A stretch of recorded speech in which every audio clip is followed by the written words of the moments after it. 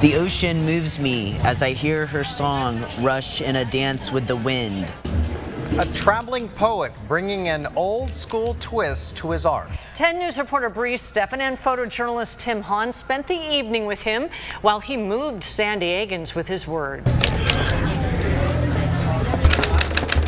You guys like some poetry? The question Jeremy loves asking. I write a poem on the spot for you. Almost as much as he loves giving the answer. You tell me what you would like it to be about, whether it's a subject, a generalized theme, specific situation, whatever. A traveling poet. We can only wonder where we will go and hope for bravery to push past what we don't already know. Creating comfort in his keystrokes. My mom recently passed away. Oh, wow.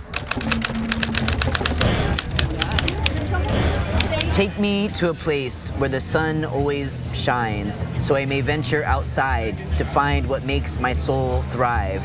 Oh my word.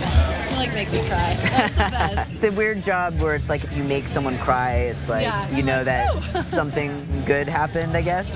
Jeremy's nickname, just as famous Typewriter Troubadour. as the way he makes people feel. We will never know when it will be our time to peace out. So let us smile to awaken the inner peace that is our nature. Oh, that's so awesome. Thank you so much. Yeah, totally. I often get asked if like I'm a literary major or an English major or studied poetry and all that, and the answer is no. I am just a street poet, but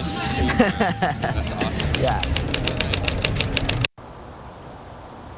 So Tim and I were actually out in Ocean Beach shooting another story when we met Jeremy, and we knew that we could not leave until we talked to him.